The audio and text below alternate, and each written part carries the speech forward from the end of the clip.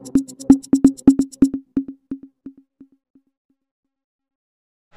अक्टूबर को यह विदित है कि उत्तर प्रदेश के गोरखपुर जनपद के ऐतिहासिक धरती चौरी चौरा में राष्ट्रीय पिछड़ी जाति महासंगम का आयोजन हो रहा है। और यह राष्ट्रीय पिछड़ी जाति महासंगम दलित पिछड़ी एकता को लेकर के हो रहा है और पिछड़ी जातियों के हक और अधिकार की आवाज को देश में बुलंद करने के लिए हो रहा है। जैसा कि आप जानते हैं कि ओबीसी आर्मी ने सड़क से लेकर के कोर्ट तक जो लड़ रही है और 7 अगस्त को हमारी सुनवाई इलाहाबाद हाई कोर्ट में थी, जिसमें माननीय न्यायालय ने उत्तर प्रदेश सरकार को नोटिस देते हुए जातिगत जनगणना के बारे में 4 हफ्तों में जवाब देने के लिए भी कहा है।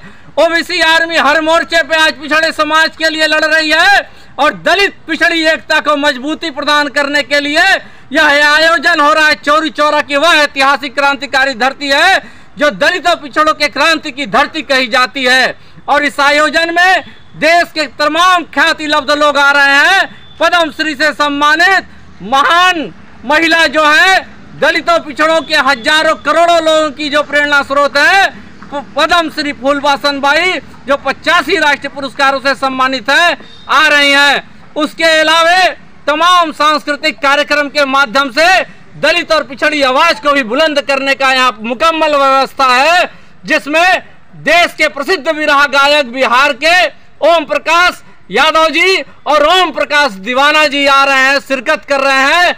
और यह शंखनाद के द्वारा होगा। जो अंतरराष्ट्रीय शंखनादक है राम जन्म योगी जी, उनके शंखनाद से, ऐतिहासिक शंखनाद से ओबीसी समाज और दलित समाज अपने हक अधिकार के लिए शंखनाद करके आवाज बुलंद करेगा। उसके अलावा तमाम संगठनों से लोग यहाँ पे आ रहे हैं और आम आवाम का हम आमंत्रण करते हैं, दलित पिछड़ी जातियों का आमंत्रण करते हैं कि हे दलित और पिछड़ी जातियों, जागो अपने हक और अधिकार के लिए और इस चौरी चौरा की क्रांतिकारी धरती से नई ओबीसी क्रांति की शुरुआत करो, जिससे जो तुम्हारा हक अधिकार जो है जो सुना नहीं जा रहा है। आज शासन और प्रशासन महिला का आरक्षण लागू हुआ मगर ओबीसी का जिक्र तक नहीं आता। वह ओबीसी है जिसकी 60% आबादी है। हमारा वोट तो लेते हैं मगर हमारे विकास की योजनाएं हमारे आबादी के अनुसार नहीं बनती है। हमारा रिप्रेजेंटेशन ना सरकारी विभागों में नहीं है, ना ही कोर्ट में है।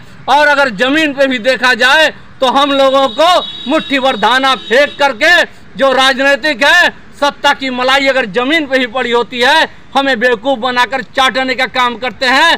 हे ओबीसी समाज के लोगों, आज इस मीडिया के माध्यम से हम आपसे आग्रह करते हैं कि आप लोग जग जाइए, नहीं तो ऐसा दिन आएगा कि ओबीसी नाम खत्म हो जाएगा, पिछड़ी जात खत्म हो जाएगी और आपका जो हक अधिकार है वो कहाँ जाएगा आपको भी पता नहीं है। मैं कहना चाहता हूँ कि देखिए, एक होता है पूत, एक होता है सपूत, एक होता है कपूत।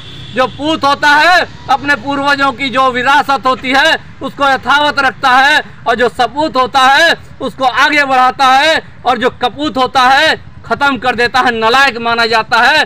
तो आप सोच लेना, यदि ओबीसी समाज के लोगों 27% का आपको आरक्षण मिला, SC ST के लोगों 22.5% का आरक्षण मिला, आज प्राइवेटेशन हो रहा है, कॉन्ट्रैक्ट हो रहा है और आपके आरक्षण को खत्म किया जा रहा है जो बाबा साहब भीमराव अम्बेडकर की वजह से मिला था। आज संविधान, एक संविधान की बात नहीं हो रही है, कहीं ना कहीं आज भेदभाव किया जा रहा है। जैसा कि आप चाहे महिला आरक्षण बिल हो या आपका देवरिया कांड हो, आज एक पक्षीय कहीं ना कहीं कार्रवाई हो रही है। तो हमारा शासन प्रशासन से ये अनुरोध है कि हम ओबीसी के समाज के लोगों की जो मांग है, खासकर डबल इंजन की सरकार जो है, जाति जनगणना करा दो यदि तुम ओबीसी के सच्चे हितैषी हो और इसकी आवाज चौरी चौरा से बुलंद होने जा रही है। यदि रोक सको तो रोक लो, क्योंकि अब ओबीसी जग चुका है, दलित भाई हमारे साथ आ चुके हैं और ये लड़ाई दूर तक और अंजाम तक जाएगी। धन्यवाद।